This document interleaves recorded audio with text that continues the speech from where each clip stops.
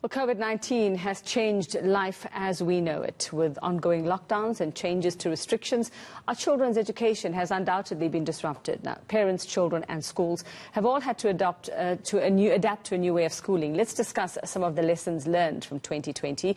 We chat now to Chinezi, Chijioke, the CEO of Nova Pioneer. Chinezi, good afternoon. Thanks so much for your time. And yes, as we know, I mean, as a parent myself, we know the ups and downs, the back and forth when it's come to deciding whether our children should be in class, whether they should be learning at home, and more we're starting to look at the alternatives to traditional schooling, to traditional classrooms. So what have you noticed in terms of just the major changes we've seen over the past year when it comes to education?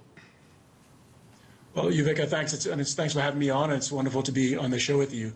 I think it's been a very difficult year for schools in general and for the schooling sector, and for students in learning, for parents in adapting, for teachers and the demands of the year and the courage of teaching during COVID. So it's been a challenging year, but I think when I think back to a year ago, what I feared might be ahead for our students and our teachers and our schools as compared to what has been, I think the sector has been incredibly resilient, as have families and students. And not only have we been resilient and I think done a good job, but I think we've learned a lot. And I think there are a number of learnings that actually can improve what we do and shape what we do going forward, not just in terms of new school formats, but what we do in school and with the way our students learn and what we focus on.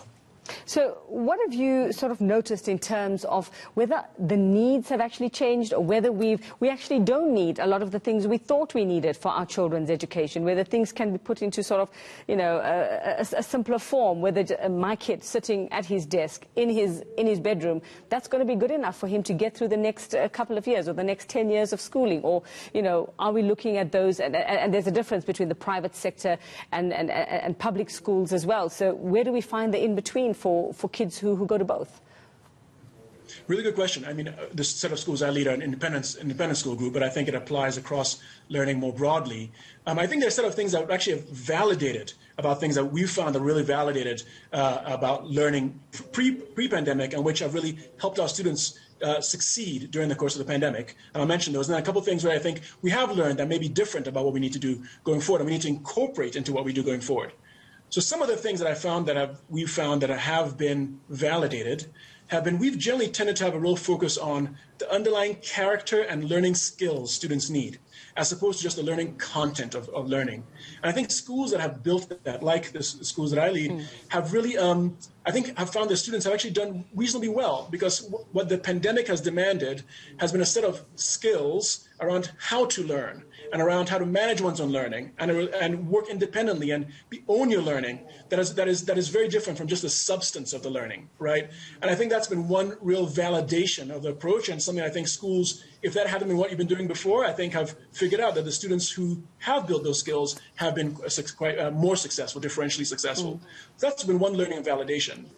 I think the second is that I think we've all figured out that that kids learning is social, and while there are some new formats and we've managed and done really reasonably well sort of with virtual learning when we've had to do that, and with blended learning formats, we generally find that our kids and our families want to learn together, and that learning actually is more productive as a social enterprise. And so we found ways to do that online, and schools have found ways to do it online, connecting students online. But when we are together in class, that's more powerful. And I think it has really valued for everyone the desire to be back together in buildings, in classrooms, and learning together. Well, I suppose one of the other sort of learning curves from that, Chinezi, was parents actually realizing what goes into teaching their children. But also on the other side of that is, I've had a lot of friends, neighbors who say, geez, I can't cope with this. I've got to do my own job. I've got to actually help my child. I actually don't know whether what I've taught my child is the right thing, helping them with their homework, that kind of thing. So we actually found a lot of the burden or the responsibility falling on parents. But there is, I suppose, a silver lining to that, in that they now understand most likely what actually happens in the classroom with more than just one child. No, you're absolutely right, Uveka. There was significant new demands placed on families, particularly families of younger children, but across all spectrums. And I think it's been a real strain over the year. And I think some families have been able to have the flexibility, ability to manage that better than others. But it's been a real strain, and I'm really proud and grateful for how our families have responded to that.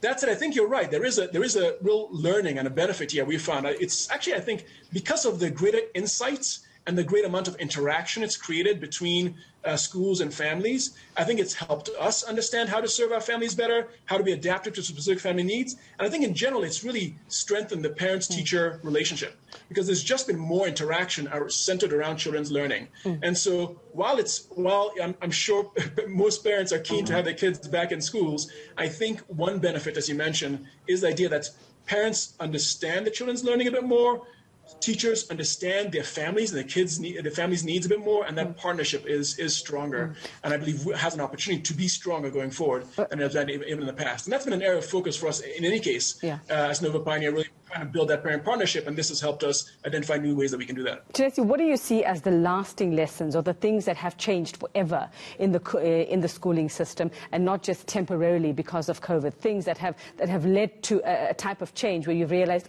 this could work better than what we were doing pre-COVID. Yeah, well, I think it did highlight some challenges for the sector as a whole. I think it highlighted, particularly across not just private and public, private and public, some of the inequities of home environment and the ability for a home environment to support learning. So I think it has highlighted that, and that's something as a sector we have to make sure we are planning for. And the things that we have done in terms of supporting home-based learning for even students who don't have a lot of connectivity and so on, that is an area as a sector I think we can learn from. A second, as a sector, is I've found a lot more collaboration happening across schools and across school groups, and certainly with others. I've found a lot more collaboration happening, and I think that's something that can really, as a sector, help us going forward, help us serve our families and our students better. And then within schools, I think a lot of the skills that our teachers and our students have worked incredibly hard to adapt and have been incredibly innovative during this time in figuring out how to learn.